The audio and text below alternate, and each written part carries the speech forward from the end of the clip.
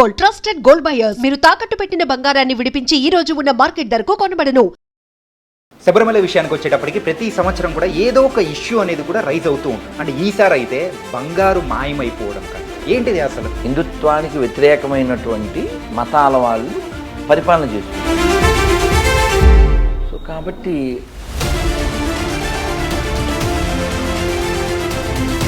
స్వామివారికి అరవణ పాయసం అని తెలుసు కదా, బ్లాక్ కలర్, అది తయారు చేయడానికి కాంటాక్ట్ ముస్లింలకు ఇచ్చారు. ఉమ్మేయడమో ఇంకోటి ఏదో కలపడం ఏదో ఉంటుంది. అంటే ఎలాంటి విషయాల్లో మన హిందువులు బాధ్యత తీసుకోవాలి అని మీరంటారు? ఇప్పుడు సెక్యులరిజం అంటే ఏంటి? ఎందులోనూ వెళ్ళి పెట్టకూడదు. ఇప్పుడు గవర్నమెంట్ అంటే ఏంటండి? Watch dog, not biting dog. Deepavali వచ్చిందంటే ఖచ్చితంగా ఢిల్లీలో క్రాకర్స్ కాల్చకూడదు. మరి దాని గురించి ఏమంటారు? నేను చెప్పానుగా, పొజిషన్లో నువ్వు కూర్చునేంత వరకు ఆ పొజిషన్ వాళ్ళు ఇలాగే ఉంటారు. ఓకే, మీ సాంగ్ ఒకటి బయటికి కూడా వచ్చి అందరూ బాగా ఎంటర్టైన్ అయ్యారు.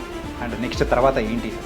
ఇంకోటి రెడీ అయింది, ఇవాళే వచ్చింది. కొద్ది రోజుల్లో దాన్ని రిలీజ్ చేస్తాం. అది కూడా సేమ్ ఆ టైప్లోనే ఉండబోతుందా? కొంచెం వ్యంగ్యంగా కానీ? అలా కాదు.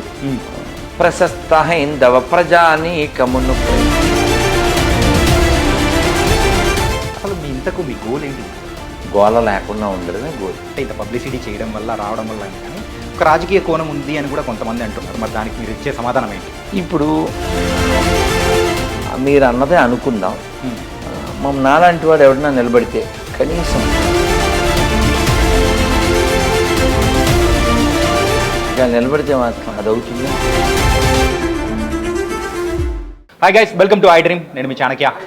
రీసెంట్గా శబరిమలయ గుడిలో మరి బంగారం అనేది కూడా తగ్గడము అండ్ దానికి సంబంధించి జరుగుతూ ఉన్న విషయాలు కానీ, ఇంకొకటి దీపావళి పండగ వస్తూ ఉందంటే ఢిల్లీలో దీపావళికి చేసుకోకూడదు అండ్ క్రాకర్స్ కాల్చకూడదు అని ఇలాంటివి ప్రత్యేకంగా ఓన్లీ హిందువుల పండుగలకు మాత్రం ఇలా జరుగుతూ ఉంటాయి.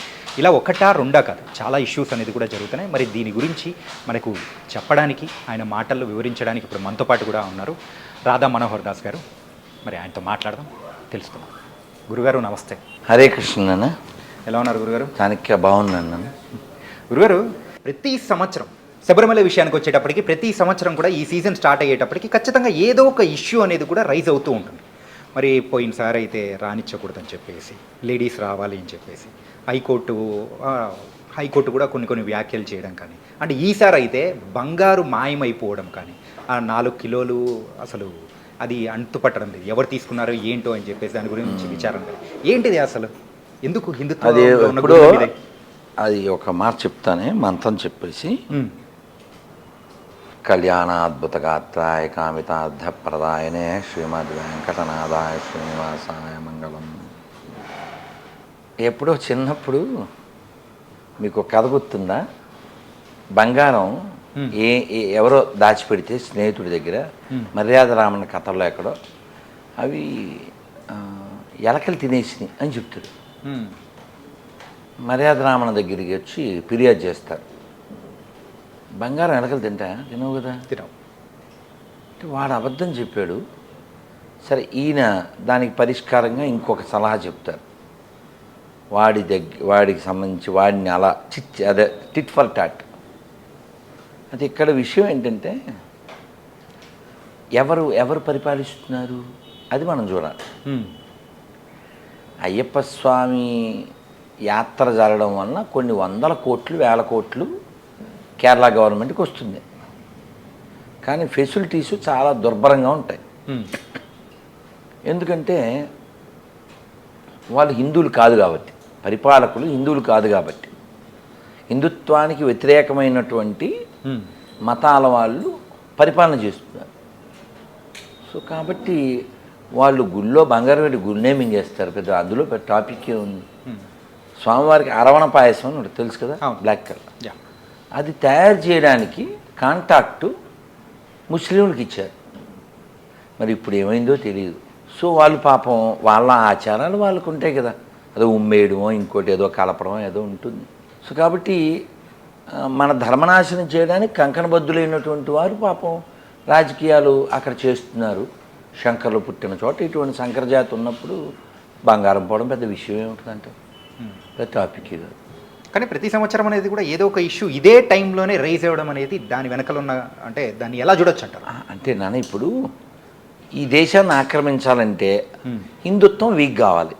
హిందుత్వం వీక్ కావాలంటే ఇలాంటి పొరంబోకు పని ఏదో ఒకటి చేయాలి వాళ్ళు. అట్లా ఇప్పుడు అయ్యప్పస్వామి మీద ఉండేటువంటి ఆ భక్తి అది పాడైపోవాలి అంటే ఇలాంటి ఇష్యూలు. అప్పుడు చూశారు కదా, ఇప్పుడు ఆ గుళ్ళోకి ఎవరు రాకూడదు?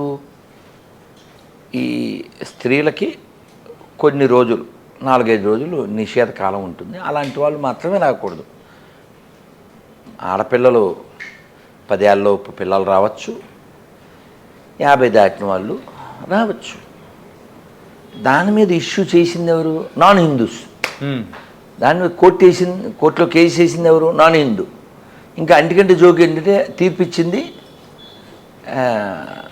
లేడీస్ కాకుండా మగోళ్ళు. అర్థమైందా? 5గురేమో బెంచ్ ఉండాడు అప్పుడు. ఆ బెంచ్లో ఒక లేడీ ఉన్నారు. ఆవిడ సార్ ఇలా చేయకూడదండి అని చెబితే నీకేం తెలదు, స్త్రీల విషయం స్త్రీలకు తెలదు, ఈ స్త్రీగాళ్ళకి తెలుసు. అది అలాంటి వాళ్ళందరూ తీర్పులు ఇచ్చే ప్లేస్లో ఉండడం, సమాజాన్ని అల్లకల్లోలం చేయడం. ఇప్పుడు మనకి ఎన్ని తెలుసా నీకు? మొత్తం మన దేశంలో ఎన్ని కేసులు పెండింగ్లో ఉన్నాయో తెలుసా నీకు? లక్షల్లో ఉన్నాయి. 5 కోట్ల. కానీ ఈ ఓయో బ్యాచ్ గల్లీలు అంటే ఎలా ఈ దేశాన్ని ఈ దేశపు అస్తిత్వాన్ని నాశనం చేయడంలో ఏదో పోనీ కమ్యూనిస్టులు అలా ప్రయత్నించారంటే ఒక అందం వాళ్ళ భావజాలం ప్రకారం. కాంగ్రెస్ వాళ్ళు ప్రవర్తించారంటే అది విదేశ పార్టీ, కమ్యూనిస్టు విదేశీ పార్టీ. పోనీ ఏదో క్రైస్తవులు ముస్లిమ్స్ ప్రవర్తించారంటే అది విదేశీ మతాలు. అలా ప్రవర్తించడం న్యాయమే. ఇప్పుడు మన ధర్మాన్ని నాశనం చేయడానికి వాళ్ళ నలుగురు ప్రయత్నించడం సహజంగా వాళ్ళ మస్తకాల పుస్తకాలను బట్టి అది న్యాయమే. కానీ being a judge should not have grudge కదా. పెద్ద మనిషిలా ఉండాలి కదా. ఏదో పరమానంద శిష్యుల కథలో పెద్ద మనుషుల్లా ఉండకూడదు. వాళ్ళు అంటారు ఒరే పెద్ద మనుషులు అంటే వీళ్ళేరా అంటారు కదా. ఆ పెద్ద మనుషులు ఇప్పుడు పెద్ద మనుషుల్లా ఉన్నారు. అది మన దురదృష్టం. అయితే ఈ దురదృష్టానికి కారణం బాధ్యత లేనటువంటి, బాధ్యత తీసుకోనటువంటి హిందువులు. హిందువులు బాధ్యత తీసుకుంటే చాలా పనులు చక్కబడతాయి, చాలా తీసుకోవట్లే అంతే. అంటే ఎలాంటి విషయాల్లో మన హిందువులు బాధ్యత తీసుకోవాలి అని మీరంటారు? నేను ఉదాహరణకి ఇప్పుడు ఇక్కడే పడుకోవాల్సి వచ్చింది అనుకుందాం, మనం తడిగా ఉంది అనుకుందాం, ఏం చేయాలి? చూస్తాం ఏదో క్లాతో మ్యాటో లేకపోతే ఆ కుర్చీకి ఉండదు, ఏ సొల్యూషన్. ఈ రాత్రి గడవాలి, పొద్దున్న వరకు ఉండాలి. ఈ సొల్యూషన్ ఏంటి? ఓ క్లాత్ కదా. అలా ఈ దేవాలయాల విషయం కావచ్చు లేదా ఇంకోటి కావచ్చు, ప్రతిదానికి ఒక సొల్యూషన్ ఉంటుంది. ఇక్కడ తడి తొడవడానికో గొడ్డను వెతుకుతున్నామా లేదా? ఇలా ఇలా ఇలా చూస్తున్నాం. అలా ప్రతి సమస్యకు సొల్యూషన్ ఉంది. ఇప్పుడు మన దేవాలయాల మీద మాత్రమే తీర్పులు ఇచ్చేటువంటి కోర్టులు ఎవరో కేసు వేశారు మసీదులలో ఆడవాళ్ళ ప్రవేశం గురించి. వాళ్ళు ఏదో తీర్పు ఇచ్చారు. వాళ్ళ మత విషయాల్లో మనం వేలు పెట్టకూడదు అన్నట్టు. ఇప్పుడు సెక్యులరిజం అంటే ఏంటి? ఎందులోనూ వేలు పెట్టకూడదు కదా. ఎందులో వేలు పెట్టకూడదు. ఇప్పుడు గవర్నమెంట్ అంటే ఏంటండి? Watch dog, not biting dog కదా. సో ఎవరైతే ధర్మనిష్ట లేదో, న్యాయనిష్ట లేదో అటువంటి వాళ్ళు పొజిషన్లో ఉండటం వల్ల ఇవన్నీ వస్తున్నాయి. కాబట్టి ఆ పొజిషన్లో నువ్వు కూర్చో. నువ్వు యువతలో భక్తి పెరిగిందో సహజంగా సమాజంలో క్రైమ్ రేట్ అది తగ్గుతుంది, ప్రశాంతత పెరుగుతుంది. అది లేనప్పుడు ఏమవుతుందంటే, నిన్న ఏదో వార్త చదివాను ఫేస్బుక్లో ఎక్కడో, ఒక 2 పిల్లల తల్లి రీల్స్ చూస్తూ వాడు ఎవరికో అట్రాక్ట్ అయ్యి విజయనగరం నుంచి నరసరావుపేట ఎక్కడికి వచ్చేసి ఆ పిల్లల పాపం పోలీస్ స్టేషన్లో ఉంటే పోలీసులు చూస్తున్నారు. పెద్ద మనుషులు వచ్చి చెప్పినా ఆవిడ వినలేదు. అలా ఒక తల్లి దిగజారిపోవడం మనం ఊహించగలం. తల్లికి పిల్లల కంటే ఎవరు ఉండరు కదా. వాడెవడో రీల్లో పరిచయం అయిపోయి, మనం ఇంతకుముందు కూడా చాలా విన్నాం. విశాఖపట్నంలో పాపం భర్త చెప్పాడంట, వాడు ఆల్రెడీ ఆవిడ తప్పుటడుగు వేస్తే కూడా ఫోన్లే జరిగితే జరిగింది, ఇద్దరు పిల్లలు, జరిగింది దాన్ని వదిలే మనం జీవితం ప్రశాంతంగా గడుపుదామంటే ఆ ప్రియుడితో ఈవిడ కలిసి ఆయన్ని చంపేసింది పాపం. ఆ మధ్య హిమాచల్ ప్రదేశ్లో హనీమూన్కి వెళ్తే ఇంకొక ఆవిడేమో డ్రమ్ములో. ఇలాంటివన్నీ ఎందుకు జరుగుతున్నాయి అంటే పెంపక లోపం. ఇప్పుడు చదువు అనే పేరుతో అందరినీ గాలికి వదిలేస్తున్నారు. ఈ చదువు రావట్లేదు, ఇవే అక్కర్లేనన్నీ వస్తున్నాయి. అంతే. ఇప్పుడు నాలెడ్జ్ ఉంటే ఏమవుతుంది, ఇది నేను కాదు, అది జ్ఞానం. ఇది నేనే, ఇది అజ్ఞానం. ఈ అజ్ఞానం దండిగా ఉన్నప్పుడు ఏమవుతుంది, వాడితో సుఖపడదాం. మొన్న పిల్లని చంపేసింది తల్లి. ఇంకెవరు చెప్పుకోవాలి, కాబట్టి జ్ఞానం అనేది పంచబడాలి. ఆ జ్ఞానం భౌతికతలో ఉంది. మాతృదేవో భవ, పితృదేవో భవ, అతిథిదేవో భవ, ఆచార్యదేవో భవ. అసతోమా సద్గమయ, తమసోమా జ్యోతిర్గమయ, ముచ్చోర్మ అమృతంగమయ. ఇటువంటి జ్ఞానం పంచబడాలి. ఈ దేశం ఎంత గొప్పదో చెప్పబడాలి. ఇవేం లేకపోతే ఈ ఆడపిల్లలు ఎలా తయారంటే వాళ్ళు తయారవుతారు, మగపిల్లలు అలాగే తయారవుతారు. హాయ్ బ్రో అని ఏదో కళ్ళు ఎగరేస్తారు. ఎక్కడో జీవితం ముగిసిపోతుంది. ఎంత వాల్యుబుల్ బాడీ ఇది, మళ్ళీ వస్తుందా? ఎందుకు ఇచ్చారు, ఎవరిచ్చారు? ఈ బాడీ అసలు ఏ పర్పస్తో వచ్చింది? ఏ స్పృహ లేకుండా, సోయి అంటారు కదా, ఆ సోయి లేకుండా సోది చెప్పుకుంటూ రాత్రి 1 గంటకి 2కి 3కి కొండ బిర్యానీ తింటూ ఎక్కడో అలా నాశనం అయిపోతున్నారు. అలా కాకూడదంటే జ్ఞానం ఉండాలి. ముందు అమ్మా నాన్నకి జ్ఞానం ఉండాలి, అప్పుడు పిల్లలకు వస్తుంది. ఓకే. కాబట్టి అన్నిటికీ సొల్యూషన్ నాలెడ్జ్. ఆ జ్ఞానం పంచబడాలి. ఆ జ్ఞానం భగవద్గీతలో ఉంది, భాగవతంలో ఉంది, రామాయణంలో ఉంది. రాముడు చూడండి, ఆ చైర్లో కూర్చోవడానికి అనౌన్స్మెంట్ అయింది, రాత్రికి మొత్తం తిరగబడిపోయింది. పొద్దున్న ప్రకటన, రాత్రికి విఘటన. రాముడు ఎందుకు అని అడగలేదు. అలాగే నాన్నగారు అన్నాడు, అడవికి వెళ్ళిపోయాడు. వాళ్ళ నాన్నగారు ఒక ఉపాయం కూడా చెప్పారు. నిన్ను చూడకుండా నేను ఉండలేనురా, అలాగని మీ పిన్నిని ఎదిరించలేను, నువ్వు నన్ను జైల్లో పెట్టి అప్పుడు ఇంకెవడు మాట్లాడు, మీ పిన్ని కూడా భయపడుతుంది, అప్పుడప్పుడు వచ్చి నన్ను పలకరించు. మంచి ఐడియా, బాగుండలే? ఎవరికైనా నచ్చుద్ది, రాముడికి నచ్చదు. ఎందుకని? ధర్మం వైపు అడుగు వేయాలనుకున్నాడు కాబట్టి. నాన్నగారు 14 ఏళ్ళు 14 నిమిషాల్లో గడిచిపోతుంది, మీరు కూర్చోండి నేను వస్తాను అని కోరి అడవులకి వెళ్ళాడు. ధర్మం. ఆ ధర్మం అంటే ఎంతమందికి తెలుసు? ప్రతిదానికి అబద్ధం ఆడేసేది, ప్రతిదానికి ఏదో అనుభవించేద్దామని పరుగులు పెట్టేసేది. కానీ మనం పరుగు పెట్టవలసింది పరమాత్మ వైపు. మనం నిద్రపోతామా, కళ్ళు వస్తాయి కదా. కళ్ళు ఎందుకు వస్తాయంటే మనం పూర్తిగా నిద్రపోలేదు కాబట్టి. కళ్ళలో ఎందుకు వస్తాయి? పూర్తిగా నిద్రపోలేదు కాబట్టి వస్తాయి. అంతే. ఇప్పుడు చూడు, నువ్వు కావాలితే చాలా టైర్డ్ అయిపోయావు, రెస్టే లేదు, పొద్దున్న 3కి లేచావు, రాత్రి 12-1 గంట అయిపోయింది, నువ్వు తిరుగుతూ ఉన్నావు, ఏదో పనిలో ఉన్నావు, ఫైనల్గా బాయ్ అలా పడిపోయావు. నీకు అసలు ఒళ్ళే తెలీదు. నువ్వు లేచాకేమంటావు? అబ్బా నాకు ఒళ్ళే తెలియలేదురా అంటావు. అప్పుడు నీ కళ్ళ కూడా రావు. ఆ స్థితి ఏమిటంటే ఈ జీవుడు పరమాత్మతో కూడి పడుకుంటాడు. పరమాత్మ అంటే ఏంటి? ఆనందం. అందుకే నిద్ర లేచాక చూడు మనం భలే రిలాక్స్గా ఉంటాం కదా. అంటే పరమాత్మతో కూడి ఉంటే మనం రిలాక్స్గా ఉంటాం. పరమాత్మతో ఎప్పుడూ కూడి ఉండొచ్చు, నిద్రతోనే కాదు, జపం చేస్తూ, చదువుతూ, వింటూ, చర్చిస్తూ. భాగవతోత్వంలో అంతా అలాగే ఉండేవారు కదా. అంతే కదా. అంటే ఈ మధ్యకాలంలో మీరు అంటే పంచే జ్ఞానం కానీ అన్నీ చూస్తూ ఉంటే ఇప్పుడున్న జనరేషన్ వాళ్ళకు దానికి తగ్గట్టు మీరు కూడా మారి చెప్తున్నారనిపిస్తుంది. దానివల్ల ఎప్పుడైనా మీ ప్రశ్నకి సమాధానం, అమ్మ పసిబిడ్డలకి సెర్లాక్ అంటారు కదా, అది కలిపి అందులో పాలు ఏదో కలిపి ఆ స్పూన్తో అలా కొంచెం కొంచెం పెడుతుంది. అవునా? ఎందుకు? వాళ్ళకి అన్నం అది పెట్టకూడదు, అరగదు కదా. అవును. వీళ్ళంతా పసిపిల్లలు లాంటి వాళ్ళు, అలా మెత్తగానే పెట్టారు. అవునా? ఆవకాయ అన్నం పెడితే కారం. అందువలన ఈ కాలం పిల్లలకి, చెడ్డ పిల్లలు కాదండి, ఈ కాలం పిల్లలు అందరూ చెడ్డోళ్ళు కాదు. ఆడపిల్లలు కానీ మగపిల్లలు కానీ ఎంతమందో బంగారు తల్లులు ఉన్నారు, ఎంతోమంది బంగారు కొండలు ఉన్నారు. ఇప్పుడు ఎవరో పిల్లోడు ఏదో సమస్య వాళ్ళ ఊళ్ళో ఫోన్ చేశాడు, ఏం కాదు నాన్న జపం చేయనా నాన్న, ఎన్నిసార్లు చేయాలి గురువుగారు అని అడిగాడు. అంటే వాడు చేసే ఉద్దేశం ఉండబట్టే కదా 108 సార్లు చేయనానని చెప్పాను.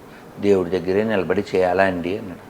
కాదు నాన్న నువ్వు మేడకి కూడా చేయొచ్చురా అని చెప్పాను. అంటే చెబితే వింటున్నారు, మార్పు వస్తుంది, కానీ చెప్పేవాళ్ళు తక్కువ మంది ఉన్నారు. అది దురదృష్టకరం. బోధకులు లేరు. బోధకులు పెరిగితే సాధకులు పెరుగుతారు, సమాజం బాగుంటుంది. మీ సాంగ్ ఒకటి బయటికి కూడా వచ్చి అందరూ బాగా ఎంటర్టైన్ అయ్యారు. అండ్ నెక్స్ట్ తర్వాత ఏంటి సార్ గురుగారు? ఇంకోటి రెడీ అయింది, ఇవాళే వచ్చింది. ఈ కొద్ది రోజుల్లో దాన్ని రిలీజ్ చేస్తాం. అది కూడా సేమ్ ఆ టైప్లోనే ఉండబోతుందా, కొంచెం వ్యంగ్యంగా కానీ? అలా కాదు. మనం ఇప్పుడు రాష్ట్రీయ స్వయం సేవక్ సంఘ్ 100వ జయంతి జరుగుతుంది. ఈ సందర్భానికి తగ్గట్టు ఉంటుంది. కొంచెం చెప్తానే. ఓకే. ప్రశస్త హైందవ ప్రజానీకమును ప్రేమ సూత్తమున కలపండోయ్, సమస్త మానవ కళ్యాణానికి చక్కని బాటను వేయండోయ్, భారత కీర్తిని నిలపండోయ్, మన భారత కీర్తిని నిలపండోయ్. అసలు మీ గోల్ ఏంటి గురుగారు? The final goal? మంచి ప్రశ్న నాన్న.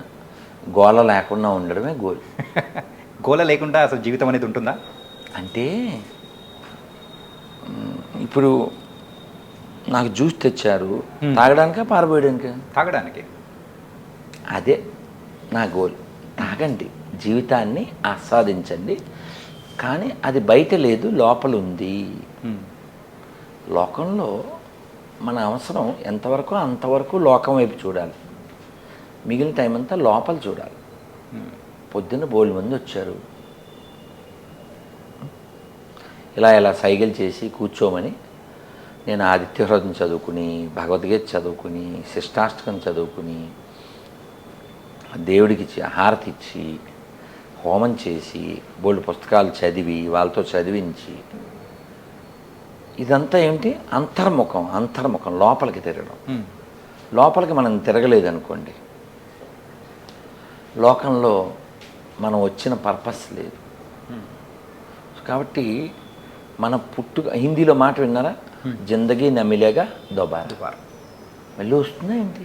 కాదు. అన్నమయ్య బాధపడతాడు, ఎక్కడి మానుష జన్మం బెత్తిన ఫలమేమున్నది, నిక్కము నిన్నే నమ్మితి నీ చిత్తంబికను, నీ చిత్తంబికను. విడువను ఆహారంబును, విడువను ఇంద్రియ భోగము, విడువను నా లంపటము మాధవ నీ మాయా, విడిచెద షట్కర్మంబులు, విడిచెద నాచారంబును, విడిచెద వైరాగ్యంబును మాధవ నీ మాయా, తగిలద బహుళంపటముల, తగులద బహుబంధంబుల, తగులను మోక్షపు మార్గము తలపున ఎంతైనా, నగి నగి నగి నిన్నే నమ్మితి శ్రీ వెంకటేశ్వర నాకా ఈ మాయా. మాయా అంటే which is not there. Okay, అది మాయ. ఏం చెప్తున్నాడు? మన ఉద్దేశించి మాట్లాడుతున్నాడు. తగిలద బహుబంధంబుల, తగిలద బహుళంపటముల, తగులను మోక్షపు మార్గము తలపున ఎంతైనా. నువ్వు దేనికి పుట్టావు? మోక్షం పొందడానికి పుట్టావు. అది మానేసేసి ఐబ్రో అని ఐబ్రోస్ ఎగరైతే పుట్టిన చచ్చిపోవట్లేదా? ఇంటర్మీడియట్ అబ్బాయికి హార్ట్ అటాక్ రావట్లేదా? 6 ఏళ్ల పిల్లోడికి షుగర్ రావట్లేదా? 4 ఏళ్ల పిల్లోడికి 4 కళ్ళు కళ్ళజోడు రావట్లేదా? కాబట్టి మనం సీరియళ్ళు చూస్తున్నాం కానీ సీరియస్గా తయారవ్వట్లేదు. బెంగ లేదు, చచ్చిపోతామనే స్పృహ లేదు, చచ్చిపోతే ఎక్కడికి వెళ్తామనే ఇంగితం లేదు. అందువల్ల ఏదో అదేదో సినిమా పాట, ఎంతో చిన్నది జీవితం అలా గడిపేస్తున్నారు. కానీ కాలం ఆగదు కదా నాన్న, కాలం ఆగదు. కోవిడ్ వచ్చింది, ఎందరో మరణించారు, కాలం పట్టిపోయింది కొందరు, అలా తుఫాను పట్టిపోతుంది. అలా కాలంలో మనం వెళ్ళిపోతాం ఏదో కారణం చేత. అప్పుడు నువ్వు ఇక్కడికి వచ్చావు, కాసేపు వెయిట్ చేసి నువ్వు వచ్చిన పని చేస్తున్నావు కదా. ఇప్పుడు చాలా చూసుకుని వీళ్ళందరినీ సర్దేయమంటే వీళ్ళందరూ నీ వంక ఎలా చూస్తారు? ఎందుకు వచ్చింది అనుకుంటారు కదా. అలా మనం ఈ భూమి మీదకి ఎందుకు వచ్చాం? ఓ పర్పస్. ఆ పర్పస్ ఏమిటంటే మోక్షము. ఆ మోక్షం రావాలంటే ఏం చేయాలో భగవద్గీత, భాగవతం ఇత్యాది గ్రంథాల్లో ఉంది. మన వాళ్ళు చదవాలి చదవాలి చదవాలి. అయ్యో ఇతర దేశాల్లో చూడండి, మొన్న ఆస్ట్రేలియా వెళ్ళాను, వాళ్ళు ఎంత బాగా రెస్పాన్స్ అవుతున్నారు. మేము హెలికాప్టర్ ఎక్కడానికి వెళ్ళాం. You are from Hare Krishna అన్నాడు అతను, ఆ పైలట్. ఎస్ అన్న, I know you are wearing తిలక్ను, ఐ లైక్ యువర్ ప్రసాదం, హరే కృష్ణ. ఆనందపడ్డాడు అతను. అని పేరు జాన్ ఏదో అని చెప్తున్నా. చిత్రం ఏంటంటే అక్కడ పుట్టిన వాళ్ళు లేకపోతే క్రైస్తవులుగా ఉన్నవాళ్ళు బాగానే ఉన్నారు అక్కడ. నువ్వు ఒక కంపెనీలో పనిచేసావు, ఆ కంపెనీ నీకు నచ్చలేదు, తొక్కలో కంపెనీ అని దాన్ని వదిలేసావు, రిజైన్ చేసావు. వాళ్ళు నీకు క్వార్టర్స్ ఇచ్చారు, ఏం చేయాలి నువ్వు? వదిలేసి వెళ్ళాలి. అబ్బే క్వార్టర్ కావాలి, రాత్రికి క్వార్టర్ కావాలంటే. కాబట్టి నువ్వు దేన్ని వ్యతిరేకిస్తున్నావో దాన్ని వాడకూడదు. ఇప్పుడు జోక్ చెప్తానే, ఇలా అనగానే ఒరే రాధా మనోహర్, నువ్వు మా క్రైస్తవులు కనిపెట్టిన వస్తువులు వాడుతున్నావు అంటాడు. వీడు క్రైస్తవుడు అని ఎవడు చెప్పాడు? వీడు శ్రీనివాసరావు. సో కాబట్టి ఇక్కడ మన పాయింట్ ఏమిటంటే భగవద్గీతలో ఆఖరి అధ్యాయంలో ఆఖరి శ్లోకం ఏంటది? యత్ర యోగేశ్వర కృష్ణో యత్ర పార్థో ధనుద్ధరః తత్ర శ్రీర్విజయోర్భూతి ధ్రువానీతిర్మతిర్మమ. సంజయుడు చెప్తున్నాడు, ఎక్కడైతే సకల యోగీశ్వరుడైన కృష్ణ భగవానుడు ఉంటాడో, ఎక్కడైతే ధనుద్ధారి అయినటువంటి అర్జునుడు ఉంటాడో అక్కడ తప్పక సంపద, విజయము, నీతి వర్ధిల్లును అంటాడు. ఏముండాలి? మొరాలిటీ. మొరాలిటీ లేనప్పుడు ఏ మతం అయితే ఏమిటండి, మాకు అక్కర్లేదు కదా. సో కాబట్టి మొరాలిటీ లేనటువంటి మతాలే మన దేశాన్ని మొరాకోలా తయారు చేస్తాయి, ఎప్పుడు మొరుగుతూ ఉంటాయి. కాదు గురుగారు, ఇన్ని ఇంటర్వ్యూస్ ఇవ్వడం కానీ, సో ఇలా చెప్పడము, జ్ఞానాన్ని పంచుకుంటూ వెళ్ళిపోవడం అంటే దీని వెనకల అంటే ఇంత పబ్లిసిటీ చేయడం వల్ల రావడం వల్ల అని కానీ ఒక రాజకీయ కోణం ఉంది అని కూడా కొంతమంది అంటున్నారు. మరి దానికి మీరు ఇచ్చే సమాధానం ఏంటి? అంటే రాజకీయ కోణం అంటే మీరు రాజకీయాల్లోకి రావాలి, వచ్చే అవకాశం ఉంది ఇలా అని. ఈ ప్రశ్న ఆల్రెడీ 2-3 ఏళ్ల క్రితం అడిగారు. ఇప్పుడు మీరు అన్నదే అనుకుందాం, నాలాంటి వాడు ఎవడన్నా నిలబడితే కనీసం మన వాళ్ళు ఏమైనా వార్డు మెంబర్ కన్నా అవుతుందంటావా? నాకు ఆశ లేదు, అది పక్కన పెడదాం. ఒకవేళ నిలబడితే మాత్రం అది అవుతుందా? సో నాకు అసలు అలాంటి ఉద్దేశాలు లేవు. హిందువులు ఎడ్యుకేట్ అవ్వాలి, హిందువులు ప్రశ్నించాలి, హిందువులు మారాలి, హిందువులు మాట్లాడాలి. ఈ ఋషిభూమిని, వేదభూమిని, ధర్మభూమిని, కర్మభూమిని, పుణ్యభూమిని, ఈ నీచ్ కమీన్స్ ఎవరైతే ఉన్నారో వాళ్ళ నుంచి రక్షించుకోవాలి. లేకపోతే మన పండగలు వస్తే ఆర్టీసీ రేట్లు పెరుగుతాయి, మన పండగలు వస్తే గుళ్ళ దగ్గర రేట్లు పెరుగుతాయి. ఒక్క గుడ్ న్యూస్ చెప్పి నేను ముగిస్తాను. అదేమిటంటే మొన్న వేరే ఏదో ఒక చిన్న వీడియో చూశాను. దుర్గమ్మ గుడికి మొన్న నవరాత్రుల్లో లాస్ట్ ఇయర్ కంటే ఎక్కువ మంది వచ్చారట, కానీ హుండీ మాత్రం తగ్గింది. ఎందుకంటే హుండీలో వేయకండి అని చెప్తున్నాను నేను. మరి దీపావళి వస్తుంది, మరి దీపావళి టైంలో దీపావళి ఎలా సెలబ్రేట్ చేసుకోవాలో మన హిందువులకి మీరేం చెప్తారు? దీపావళి వెలుగు వైపు నడిపించేటువంటి పండుగ. దీపాలు వెలిగించాలి, అలాగే మనలో జ్ఞానజ్యోతిని వెలిగించాలి. మన అజ్ఞానాన్ని కాల్చడానికి సమిదగా ప్రమిద మనకు ఒక రూపం, చీకట్లోంచి వెలుగులోకి వెళ్ళాలి. తమసోమ జ్యోతిర్గమయ అనే దానికి ప్రత్యేకగా దీపావళి జరుపుకోవాలి. క్రాకర్స్ అవి కాల్చాలి, అల్లరి చేయాలి, ఆనందంగా ఉండాలి. కానీ ప్రమాదం కొని తెచ్చుకోకూడదు. అలా నాకు బాల్యంలో ఒక గుర్తు, ఒక ఆయన కంట్లో తారాజువ్వ పడిపోయింది, ఆయన కొండిపోయింది.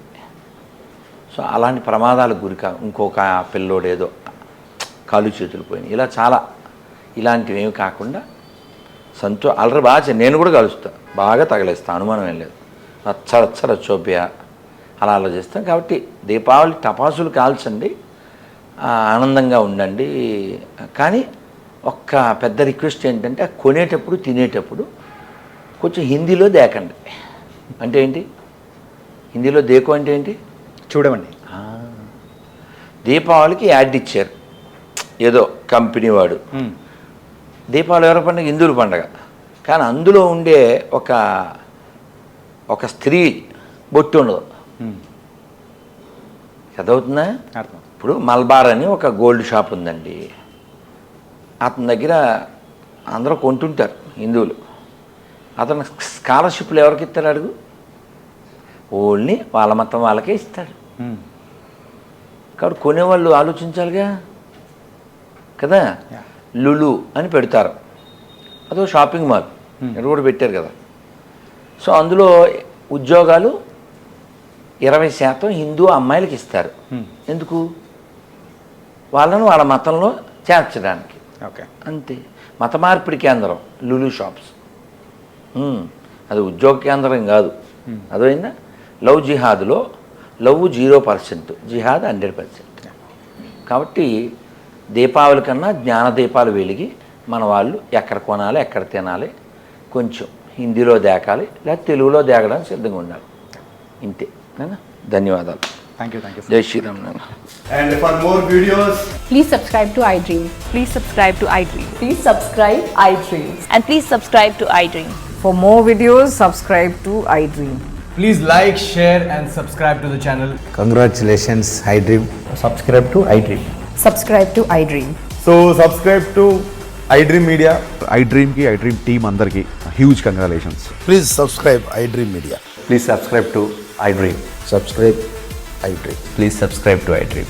iDream అంటే నా కళల ఛానల్ను సబ్స్క్రైబ్ చేసుకున్న నోరు తిరుగుతలేదు, మీరైతే గంట గుర్తు కొట్టండి. For more such videos, please subscribe to iDream.